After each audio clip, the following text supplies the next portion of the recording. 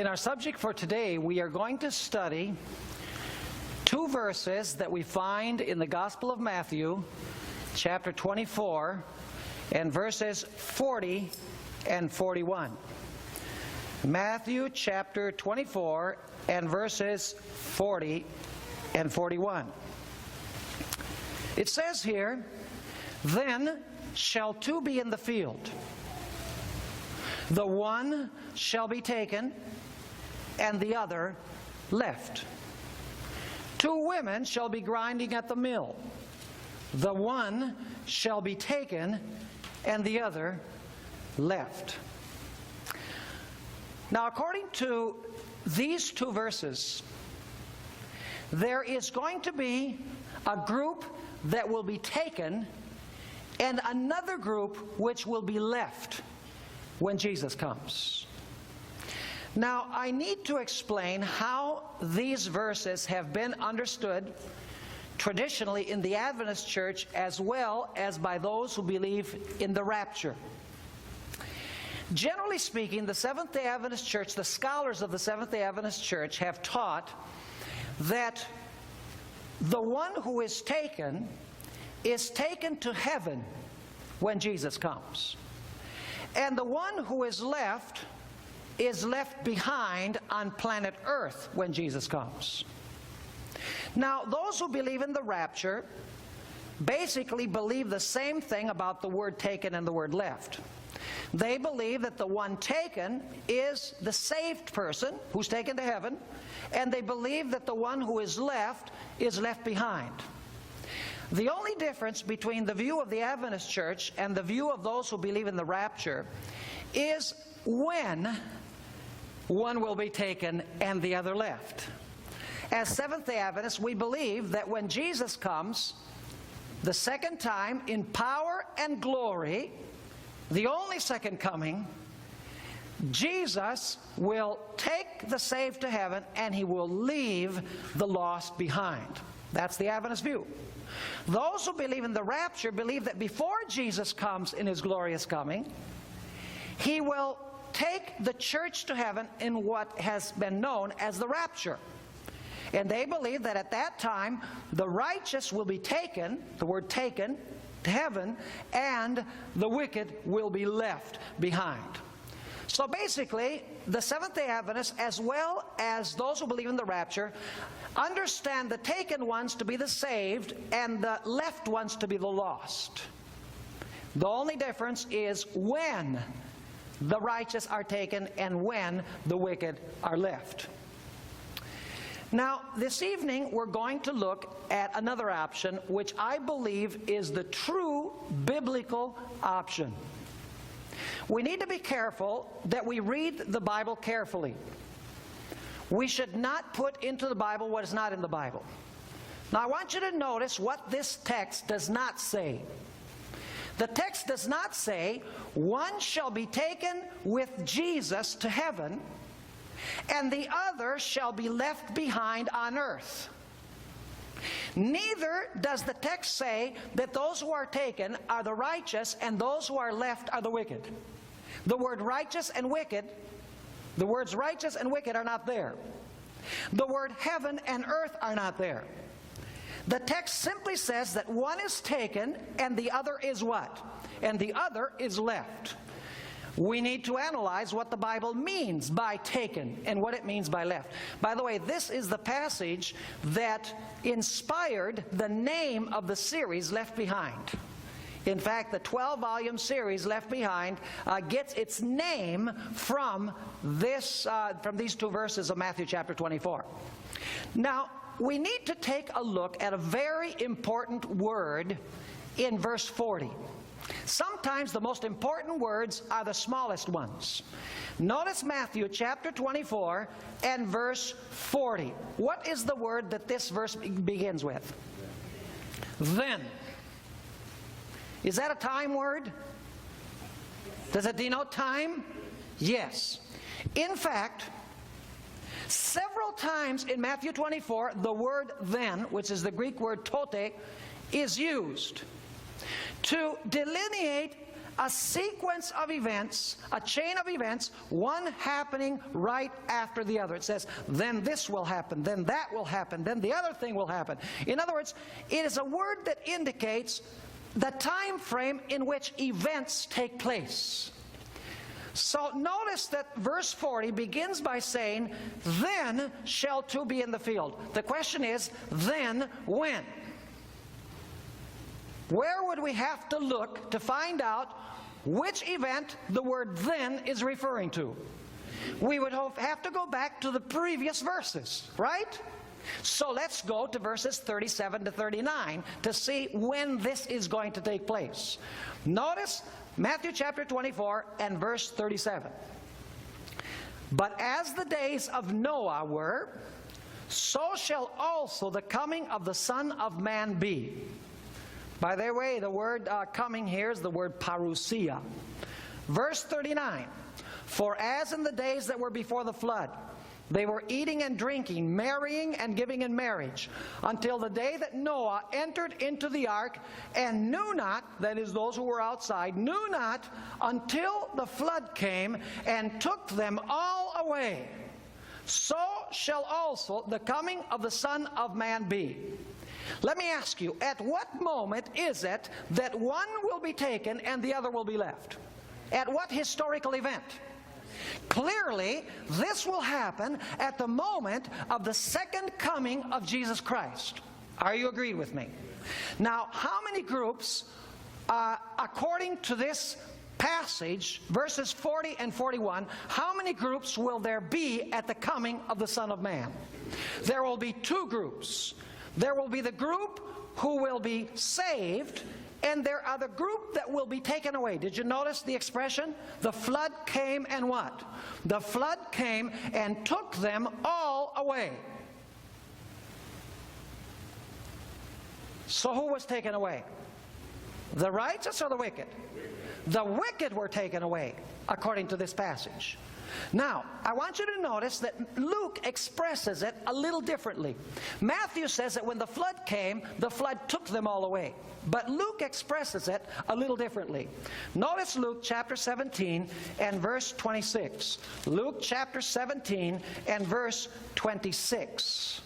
Once again, it's speaking about the same event as we found described in Matthew chapter 24. And while you're looking for that verse, let me just mention that there's a special word that is used for flood in the days of Noah. It's used only for the flood that took place in the days of Noah. It's the Greek word kataklysmos. What English word do we get from kataklysmos? We get the word cataclysm from that word. In other words, the flood in Noah's day was some secret event, right? No, it was a what? It was a cataclysm. By the way, in the Old Testament, when the Old Testament speaks about the flood in Noah's day, it also uses a word that is used exclusively for the flood in Noah's day. Even though there were many Hebrew words, there are many Hebrew words for flood. But there is one word which is used for the flood in the days of Noah, and it's used exclusively for that. It's the word mabul, which basically also means to turn upside down. It's synonymous in a different language with the word cataclysm. In other words, the one will be taken and the other will be left when this cataclysm, when this catastrophe takes place. Now, let's go to Luke 17, verse 26. It says, and as it was in the days of Noah, so shall it be also in the days of the Son of Man. They did eat, they drank, they married wives, they were given in marriage, until the day that Noah entered the ark, and the flood came and what? And destroyed them all. Matthew says that the flood, what? Came and took them all away. The Gospel of Luke says that the flood came and what? Destroyed them. Who were the ones who were taken away? Those who were what? Those who were destroyed. Let me ask you, who were the ones who were left? The ones that were left were the ones who survived the flood. Isn't that right? The other ones were taken away. The wicked were taken away, and the righteous were what? Left. In a minute, I'm going to prove it to you. Now notice verse 29 of Luke chapter 17. 17:29. There's another event that Jesus uses to compare his coming with. It says, "But the same day that Lot went out of Sodom, it rained fire and brimstone from heaven and destroyed them all." How many of the inhabitants of Sodom and Gomorrah were left after the cities were destroyed with fire? There was none left. How many groups were there? 2. Those that were in the city, every single one of them was what? Was destroyed. Whereas Lot and his family were what? Were preserved or were saved. Are you clear so far on this point? Now, we need to go back to the Old Testament to analyze the story of the flood. We can't just stay in Matthew, because in Matthew you have a reference to the flood. So Matthew is telling us, Jesus is saying in Matthew, in order to understand this, you have to go back where? You have to go back to Genesis. So the broader context of what we find here in Matthew 24 is the flood story in the Old Testament. Now, we've noticed from Matthew 24 that there were 2 groups. There was one group which was totally destroyed, every single one of them, and there was one group which was preserved, both like in the days of Noah and in the days of Lot. Now let's go in our Bibles to Genesis chapter 7 and examine the flood story, because that's where Jesus sends us. Genesis chapter 7 and verses 22 and 23. Genesis 7, 22 and 23. It's speaking about the flood in Noah's day, and it says there, "All in whose nostrils was the breath of life of all that was in the dry land died. And every living substance was what? Was destroyed." Is that word in Matthew 24, in Luke? It's implied in Matthew where it says took them all away, but in Luke it says destroyed. So it says every living substance was destroyed, which was upon the face of the ground, both man and cattle and the creeping things and the fowl of the heaven, and they were what? Here's the word again. They were destroyed from the earth. And Noah only, what's the next word? Only remained, and then the King James translators add the word alive. Only Noah remained alive, and they that were with him in the ark. How many groups? 2 groups. Which was the group that was destroyed? The wicked. Which was the group which remained? The saved. Now, I'd like to read how several modern versions translate Genesis 7:23. What would be a synonym of remained? Only Noah remained, along with his family. Only Noah was what? Left. Now, allow me to mention several Bible versions that translate it this way, and then we're going to do an analysis of this word in the Old and New Testament. See, tonight we're dealing with technical matters, but we have to have these matters when we deal with people who use these verses to try and teach the rapture. Don't we have to have a reason for the faith that is in us? Do we want them to be on this earth during the tribulation when they haven't prepared for the tribulation? No. So we better help them understand these verses carefully. Because, somebody once said to me, it was an Adventist, he says, you have all of this analysis of words and context and everything. He says, the texts are very clear. It says, one is taken and the other is left. Clear as day. The taken ones are taken to heaven and the left ones are left behind. He says, isn't it true that Jesus is going to take us to heaven when he comes? I said, yes. Isn't it true that the wicked are going to be left behind? I said, yes. There are texts in the New Testament that talk about it that way. He says, well, there you have it. I said, that doesn't mean that taken and left means the same thing in this passage. Are you understanding what I'm saying? We need to analyze the total context, the meaning of words, etc. Now, the NIV, which is the most used version today, says that the wicked were wiped out, and only Noah and his family were left. The New American Standard Bible says that all of the wicked were blotted out, and only Noah and his family were left. The Revised Standard Version says that the wicked were blotted out, and only Noah and his family were left. The Jerusalem Bible, which is a Roman Catholic Bible, says that all of the wicked were destroyed, and only Noah and his family were left. The New English Bible says that the wicked were wiped out, and only Noah and his family survived.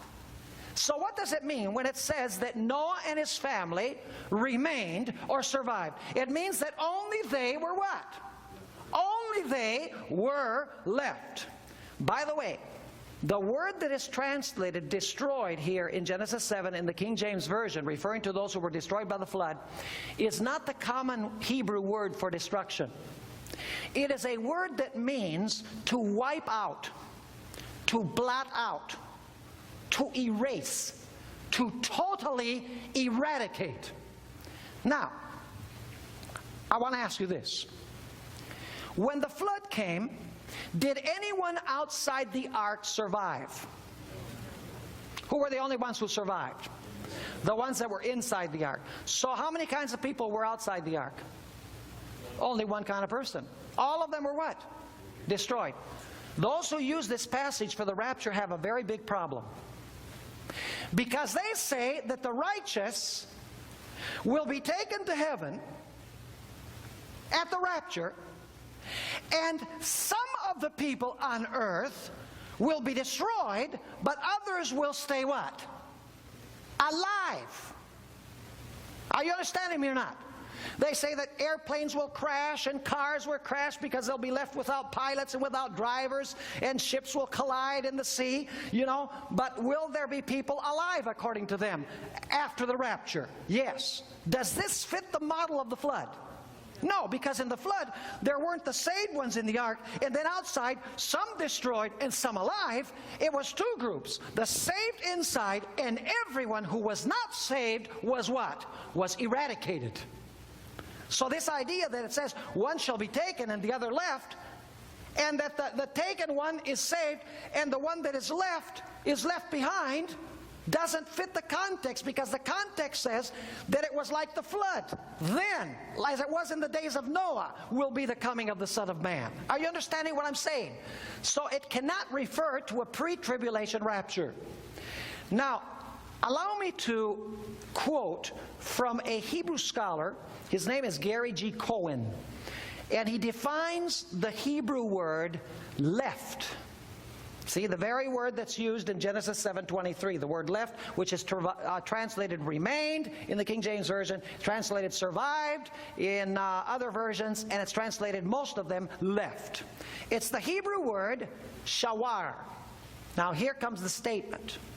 Shawar seems to be used exclusively. What does exclusively mean? Only. Seems to be used exclusively to indicate the static action of surviving after an elimination process. Did you understand that? He continues saying, this process of elimination may have been natural, and then he puts in parentheses Ruth 1 verse 3, Naomi's husband died and she was left. It may have been humanly caused, puts in parentheses 1 Samuel 9:24, behold that which is left. Here Samuel is speaking of meat which was intentionally left for Saul to eat. Or the elimination may have been the direct result of a divine intervention.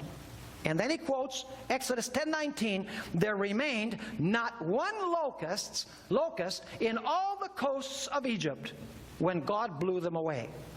No matter what the cause, however, shawar, that is the word left, points to that which remains or has survived.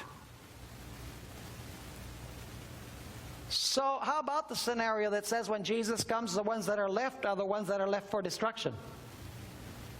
Doesn't fit the meaning of the word, at least in the Old Testament.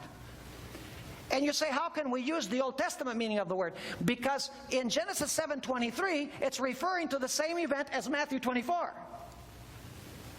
In Genesis 7:23, you have two groups. It says one of them was destroyed, and the other one was what? Left. Do we have that with relation to the flood in Matthew 24 and Luke chapter 17? Is there a group which is destroyed or taken away? Yes. And there's another group which is what? Left. One will be taken and the other left. Wow, you say, we're starting to get something interesting here. We've got it the wrong way around. So the left ones are the ones who survive, and the taken ones are the ones that are destroyed. You say, I'm not quite convinced yet. That's because we haven't finished. We have a lot more to say. Allow me to give you some examples from the Old Testament of the word shawar. We gave the definition from a Hebrew scholar. Now let me give you some Bible verses. Exodus 14, verse 28. It's speaking about the destruction of the Egyptians in the Red Sea. It says here, the waters returned and covered the chariots and the horsemen. Even Pharaoh's entire army that had gone into the sea after them. Not even one of them, shawar. Not one single one, what? Was left. The King James translates it, not one single one was what? Was left or remained. So let me ask you, who would the remained ones be here? Who are the left ones in this verse? If anyone had been left, they would have what? They would have survived. In other words, the survivors are those who are left. The other ones were what? Were washed away. Notice Judges chapter 4 and verse 16. Another example. Judges chapter 4 and verse 16. It says, but Barak pursued the chariots and the army as far as Harosheth Hagoyim. And all the army of Sisera fell by the edge of the sword. Not even one was left. In other words, no one survived, no one remained. If someone had been left, would they have been the saved? Yes or no? Would they have been the saved? Absolutely. But no one was left alive. No one was saved because everybody was destroyed. Notice also Isaiah chapter 4 and verse 3. Isaiah chapter 4 and verse 3. Once again, the word shawar is used here. It says there, and it shall come to pass that he that is left in Zion and he that remaineth in Jerusalem shall be called holy. Who are the left ones? They're the ones that are left behind for destruction, right? No. It says, and it shall come to pass that he that is left in Zion and he that remaineth in Jerusalem shall be called holy. Even every one that is written among the living in Jerusalem. So what does the word left refer to in the Old Testament? It refers to those who remain alive when there is this what? This catastrophe or this global cataclysm. Is this clear in your mind? Now, if you go to the website, you'll find many, many other verses. And if you go to a concordance, you'll find even more. All you have to do is look up the word left or remained or survived. And you'll find the many references to this word in the Old Testament. Now you're saying, well, Pastor, okay, that's Old Testament. Actually, it doesn't even matter if it's the Old Testament. Do you know why? Because Jesus, in Matthew 24, sent us back to Genesis 7. Doesn't he? It's different languages, but it's the same event. Are you following me? Now, let's notice the use of this word in the New Testament. The New Testament word that is found in Matthew 24, verse 40 and 41 is the Greek word aphiemi. The word is used in two senses in the Greek. And by the way, it's used also in two senses in the English. For example, it describes, first of all, someone leaving from one place to another. For example, I say, Pastor Jensen left. That's one sense in which this word aphiemi is used in the Greek. But there's another sense in which it's used also in the New Testament. As in this, he ate all the apple pie, none is left. Both of those senses are used in the New Testament for the word aphiemi. The word that is used for left in Matthew chapter 24 and verses 40 and 41. Now, let me give you two examples of the use of this word to show that it's what remains or what is left. Matthew 24 and verse 2. Matthew chapter 24 and verse 2. It's speaking about the destruction of the temple. And notice what Jesus says. And Jesus said unto them, see ye not all these things? Verily I say unto you, there shall not be what? Left. The word aphiemi. There shall be left, not be left, here one stone upon another that shall not be thrown down. Are you understanding the sense of the word here? In other words, no stone will be what? Will be left, will remain after the temple is destroyed. Notice Mark chapter 12 and verse 22. Another use of this word aphiemi, left, which is used in Matthew 24 and verse 40. It says there, speaking about the woman who had 7 husbands, it says, and the 7 had her and left no seed. In other words, no seed what? Survived. There was no seed left. And last of all, the woman died also. So notice that the word aphiemi, left, also is used in the same sense that it is used in the Old Testament, the word shawar. That which remains, or that which is what? Which is left over. That which survives. Now, we need to take a look at the word taken. Is the word left clear in your mind now, biblically speaking? Yes?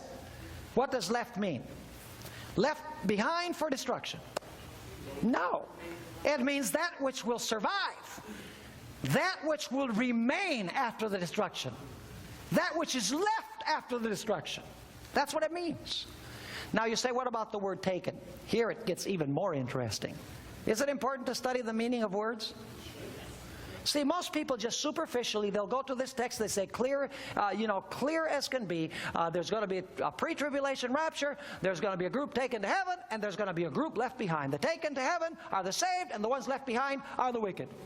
And they say, what part of that don't you understand? And then you have to tell them, what I don't understand is, have you studied this in the light of everything the Bible teaches about it? Because things might appear to say one thing's on the surface, but they're really not saying that. Are you understanding what I'm saying? Now, notice the meaning of the word taken. It's the Hebrew word lachad. And I'm quoting now from Walter C. Kaiser, a renowned expert in Old Testament Hebrew. He says this: most of the 121 uses of lachad deal with men capturing or seizing towns, men, spoils, and even a kingdom. It is used figuratively of the entrapment of men who are caught in snares of all sorts, laid by their enemies. This word serves as a figure of divine judgment. What does the word taken mean? It's a figure of divine what? Judgment.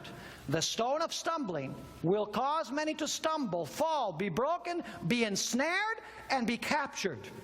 When God shakes the foundations of the earth just prior to the millennium, and then he puts in parentheses many days of Isaiah 24:22, the ungodly, notice, the ungodly shall be seized in the trap.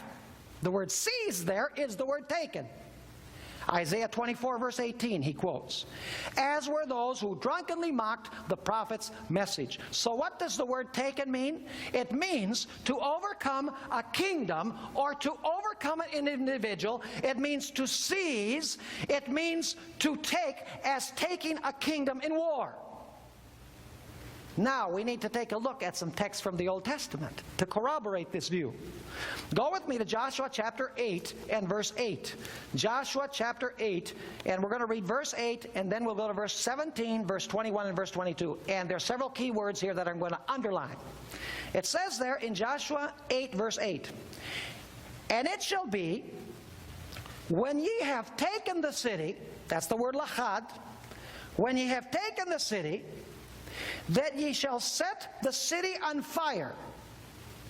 What does it mean to take the city? It means to what? It means to burn it up, right? According to the commandment of the Lord shall ye do. See, I have commanded you. And then verse 17, and when Joshua and all Israel saw that the ambush had taken the city, there you have the word again, and that the smoke of the city ascended, then they turned again and slew the men of Ai.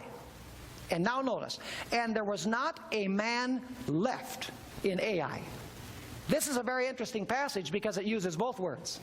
it uses the word lachad. That refers to those who are what? Saved or destroyed? To those who are burnt, to those who are destroyed. What does the word left, shawar, refer to? It refers to those who remain, if they had remained, because they really didn't. No one remained. Let's notice once again. It says, and when Joshua and all Israel saw the ambush had taken the city, and that the smoke of the city ascended, then they turned again and slew the men of Ai. And there was not a man what? Left in Ai. That's because no one what? No one survived. No one remained. They were all what? Destroyed. If someone had been left, would they have been saved?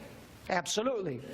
Then it says, and there was not a man left in Ai or Bethel that went not out after Israel, and they left the city open and pursued after Israel. And the other issued out of the city against them. So they were in the midst of Israel, some on this side and some on that side, and they smote them so that they let none of them remain or escape. See, there you have the Hebrew word shawar again. No one what? No one remained or escaped. I want you to remember that word escaped, because we're going to come back to it. The word remained there is the Hebrew word shawar. The word escaped is a different word. So, in this passage about the destruction of Ai, let me ask you, who are the ones who are taken? Those who are destroyed or those who are spared? Come on, you can tell me. Those who are destroyed. Who are the ones that are left, if there had been anybody left? They would be the ones who were spared, or who were left what? Were left alive. Are you catching the meaning of the terms? Now, notice Judges 1 verse 8, another use of this word, taken. Judges 1 and verse 8. It says, now the children of Judah had fought against Jerusalem, and had what? Taken it. And what does that mean, and taken it? It explains, and smitten it with the edge of the sword, and set the city on fire. What does it mean to take the city? That the city was taken? It means that the city was what? Was smitten by the edge of the sword, and it was what? Set on fire. So does the word taken refer to taking some righteous people somewhere, or does it refer to those who are overtaken and destroyed? It refers to those who are overtaken and destroyed. Notice also Proverbs 5 verse 22. Here it speaks about an individual. It says, speaking about the wicked, his own iniquities shall take the wicked himself. The word take there, once again, is the Hebrew word lachad. So it says, his own iniquities shall take the wicked himself. What does that mean, shall take him? It means that his sins are going to what? Destroy him. That's right. And he shall be holden with the cords of his sins. In other words, he's going to be strangled by his sins. Notice Ecclesiastes 7:26. This is a very important verse because of several words that are used. We'll come back to these words. Ecclesiastes 7 verse 26, it says, and I find more bitter than death the woman whose heart is as what? Snares. Don't forget that word. Snares and nets. And her hands as bands. Whoso pleaseth God shall what? Escape from her. Notice the words. Snares. There's the word escape from her. But the sinner shall be what? Shall be taken by her. Three key words. Number one, snares. She's like a snare. Number two, the one who follows the Lord shall what? Escape from her. So who are the escaped ones? The righteous or the unrighteous? The righteous. And it says that the sinner will be what? Will be taken by her. What does that mean, will be taken by her? It means that they will be destroyed, or they would be done in. Are you understanding me? Yes or no? Remember the three key words. Snares, taken, and escape. Notice also Isaiah chapter 8 verses 14 and 15. You say, oh Pastor, this is kind of boring. That's academic. Yes, it is. But academic things are not so bad, because we have to be able to give an explanation of what these things mean. Do you think it's important to be able to give an explanation? I mean, if we can explain this passage biblically, then they're going to have to change the name of the series Left Behind, because they've got it wrong. Because the ones that are left behind are saved, and the ones that are taken are lost. Notice Isaiah 8, 14 and 15. This is a messianic prophecy. It says, and he, that is the Messiah, shall be for a sanctuary, but for a stone of stumbling, and for a rock of offense to both the houses of Israel, for a gin, and for a what? For a snare to the inhabitants of Jerusalem. Notice the word snare again. And many among them shall stumble, and fall, and be broken, and be snared, and be what? Taken. The Hebrew word lachad. Who are the taken ones here? The righteous or the wicked? It is the wicked ones. It gives several synonyms. Stumble, fall, be broken, snared, and taken. Taken refers to the lost. It does not refer to the saved. Now notice Luke 21 and verses 35 and 36. Do you remember the words snare and escape that are used, that we just read? Notice how Jesus uses these words in connection with his second coming, and he applies them to the wicked. It says there in Luke 21, verses 35 and 36, the following. For as a snare shall it come on all them that dwell on the face of the whole earth. That is, the second coming of Christ will come as a what? As a snare. Watch ye therefore, and pray always, that ye may be accounted worthy to, to escape all these things that shall come to pass, and to stand before the Son of Man. Who would be the ones who escape? The righteous, right? The righteous escape. Who are the ones who are caught in the snare? The wicked. But did you notice that in the Old Testament the word snare, the word escape, is used in the context of the word taken in referring to the wicked? Did you understand that point? It's very, very clear. Now notice Isaiah 24 and verse 6. Isaiah 24 is speaking directly about the second coming of Christ. We don't have time to go into all of the details, but you read verse 1, it says that the earth is going to be made empty, it's going to be laid waste, it's going to be turned upside down. Verse 3 says that it's going to be utterly emptied, it's going to be utterly spoiled. Later on it speaks about a global earthquake. It says the whole earth, the whole world is going to tremble and it's going to move back and forth. In other words, this is a global catastrophe. This is the second coming of Christ. And I want you to notice verse 6. It says, therefore hath the curse devoured the earth, and they that dwell therein are desolate. Therefore the inhabitants of the earth are burned, and few men left. Who are the left ones in this verse? The ones that are burned, right? No. The left ones are the righteous.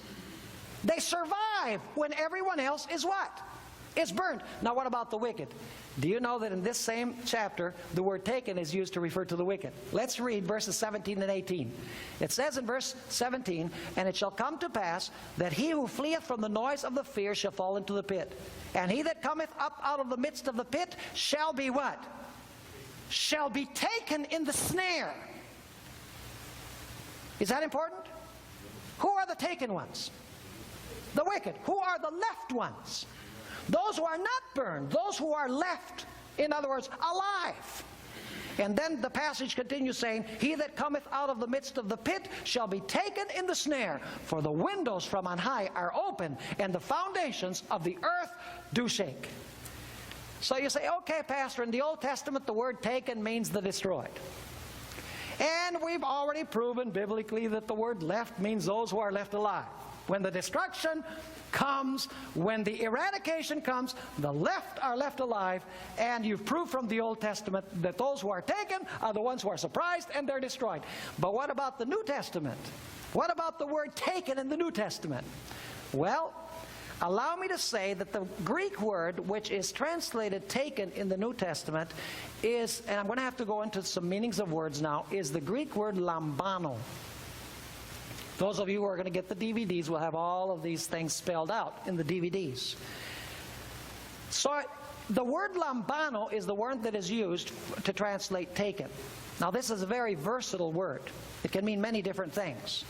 One of its basic meanings, however, according to the Greek-English lexicon of Arndt and Gingrich, which is one of the best lexicons, one of the best Greek-English dictionaries that exists in the world today, one of the definitions of the word lambano is to take away, to remove, to lay hands on or to seize. Now, there are examples in the New Testament of this use of the word, to seize, to lay hands on, to take away. For example, in Acts 2:23, we're told that Jesus was taken or seized to be crucified.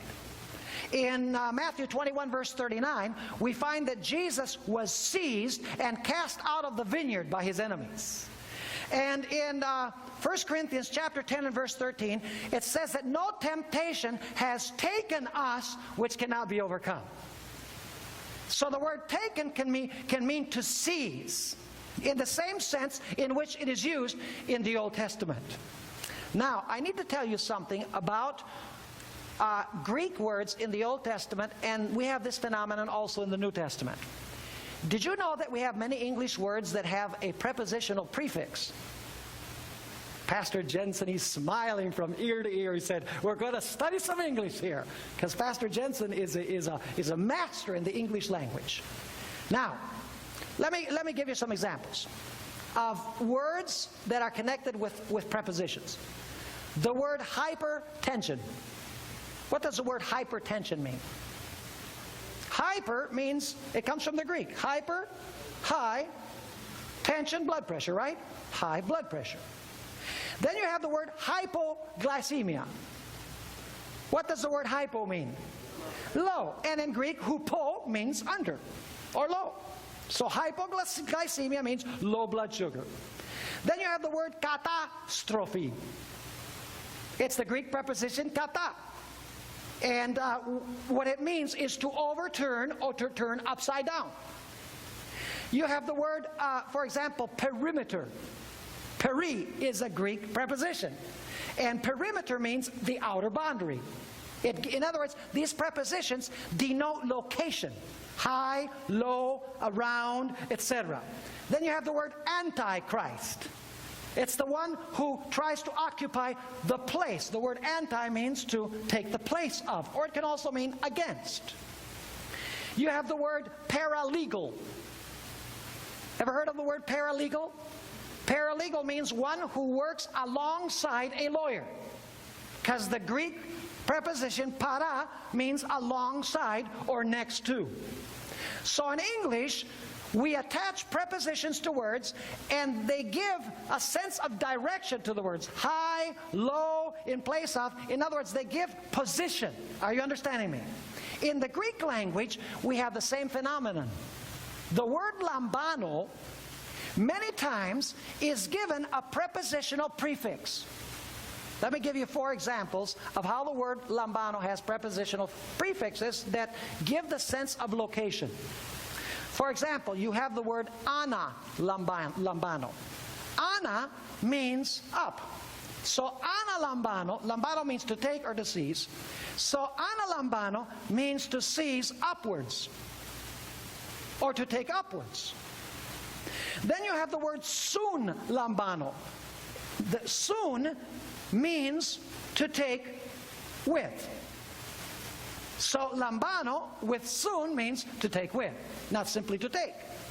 Then you have the word kata lambano, which means, lambano means to take, and really kata lambano means to overturn or to turn upside down.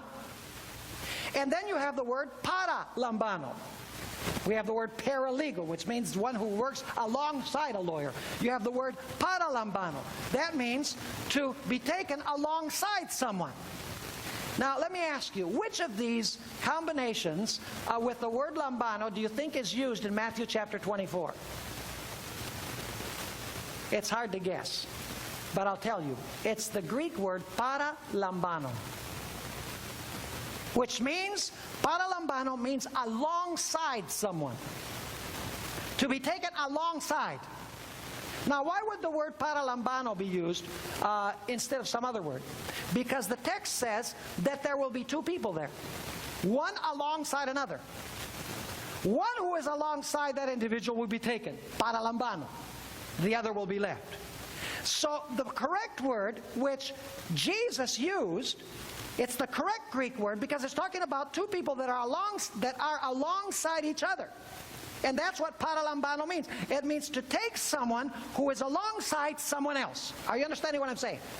So the Greek word which is used in Matthew 24 is paralambano. It means one will be taken, one who is alongside someone else will be what? Will be taken. And the other one, who is alongside that individual, will be what? Will be left. Now you say, why do you take time to do this? I'm going to show you in a minute the reason why. Is it clear? Do you understand what I've said so far about the word lambano? It's not easy to explain without having, the pictures right here. But I hope that you were able to visualize it. The word lambano alone means to take. When you add the preposition, it adds the location of where it is taken, or the position where the individual is. So paralambano is used in Matthew 24, 40 and 41 to describe those who are alongside. Now I'd like you to go with me to 1 Thessalonians chapter 4. Leave that on hold for now. Put it in the back of your mind, but make sure that it's there in a file that you can retrieve. And let's go to 1 Thessalonians chapter 4 and verse 15. 1 Thessalonians chapter 4 and verse 15. It says here, this is a very well-known passage, "For this we say unto you by the word of the Lord, that we which are alive and remain unto the coming of the Lord shall not prevent," that is, shall not precede them which are asleep. Now, let's stop there for a minute. Let's go back and read more carefully. It says, "For this we say unto you by the word of the Lord, that we which are alive and," that are alive and, who are the remaining ones? Those who are receiving Jesus. Right? Okay. "For this we say unto you by the word of the Lord, that we which are alive and remain unto the coming of the Lord." Same coming of the Lord as Matthew 24? Same context? Yes. "Shall not precede them which were asleep. For the Lord himself shall descend from heaven with a shout, with the voice of the archangel, and with the trump of God. And the dead in Christ shall rise first. Then we which are alive and," remain. Who are the remaining ones here? Who are alive and remain, "shall be caught up together with them in the clouds to meet the Lord in the air, and so shall we ever be with the Lord." Who are the remaining ones? Who are those who are left? Those who are alive and are left are the righteous, not the wicked. So much for the idea that the wicked are left behind and the righteous are taken. Biblically, it's the opposite. The righteous are left alive and the wicked are taken in their sins. They are destroyed, they are surprised, they are overcome, they are overturned. Raise your hand if you're understanding what I'm saying here. It's very, very clear. Now, you say, now what about the taken ones? That just talks about those who are alive and remain. Those who are alive and left. What about the taken ones?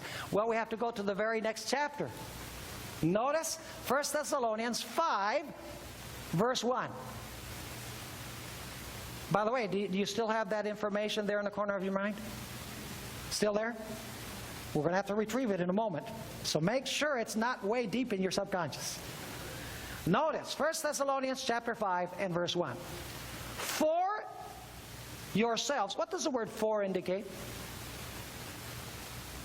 Why does this chapter begin with the word "for"? Is there any connection with the previous chapter? Is there does the word "for" indicate a connection with chapter 4? Absolutely. He says, "For yourselves know perfectly that the day of the Lord," what is the day of the Lord?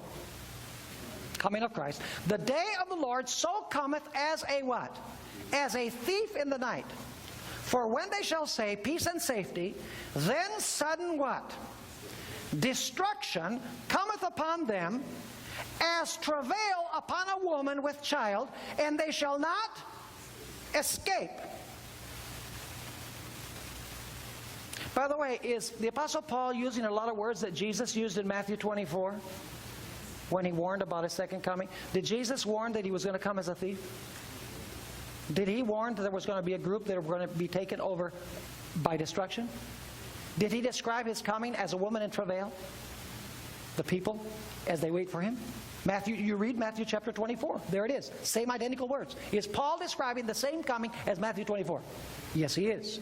Now, notice, once again, for you yourselves know perfectly that the day of the Lord so cometh as a thief in the night. For when they shall say peace and safety, then sudden destruction cometh upon them, as travail upon a woman with a child, and they shall not escape. There you have the words again. Destruction, escape. But ye, brethren, are not in darkness, that day should overtake you as a thief. Now, the information in the file. What was the word? Paralambano, which means to take someone who is what? Alongside. To take from alongside another. The word that is used here is the Greek word katalambano. Okay? Now, who are the ones who are katalambanoed? If I can invent a word here in chapter 5. Who are the katalambanoed? The righteous or the wicked? The wicked. Because the wicked are overtaken. They are katalambanoed. Right? Is Paul speaking about the same thing that Jesus spoke of? Yes. Does the word paralambano bear a close relationship with katalambano? Is it describing the same group? Yes, it is. Only in Matthew it's emphasized, and it uses the word paralambano because it's talking people that are what? Alongside each other. While in chapter 5 of 1 Thessalonians, the Apostle Paul is not emphasizing that point. He's talking about primarily about the destruction of the wicked. And so he says, but ye brethren are not in darkness, that day should overtake you as a thief. Ye are all children of the light and the children of the day. We are not of the night nor of darkness. Therefore let us not sleep as do others, but let us watch and be sober. For they that are asleep sleep in the night, and they that be drunken are drunken in the night. Let me ask you this. Does Jesus use the same terminology in Matthew chapter 24 when he warns about his coming? Does he say to watch? Does he say don't go to sleep? Does he say don't get drunk? We're not going to read the verses because you know them. Does he say he's going to come as a thief? Does he say that sudden destruction will overtake the wicked? Yes, he does. So is Matthew 24 speaking about the same thing as 1 Thessalonians 5? Yes. In Matthew, the word is paralambano. They shall be taken. One shall be taken. The Apostle Paul says in 1 Thessalonians chapter 5 that the wicked will be overtaken. So let me ask you, are the taken ones in Matthew 24 and the overtaken ones in 1 Thessalonians 5 the same group? They are definitely the same group. Absolutely. No doubt about it. By the way, the word katalambano is also used in John 8, 3 and 4. If you go with me there very quickly. John chapter 8, verses 3 and 4. It says here, speaking about the woman who was taken in adultery, and the scribes and the Pharisees brought unto him a woman taken in adultery. What does that mean, she was taken in adultery?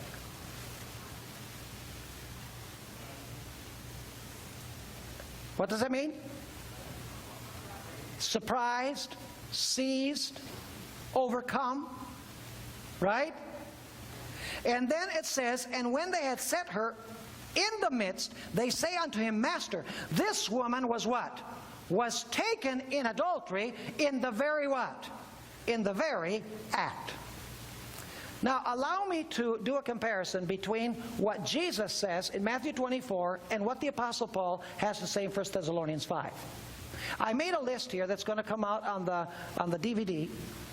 But I read all of the warnings of Jesus in Matthew chapter 24 after he spoke about the days of Noah.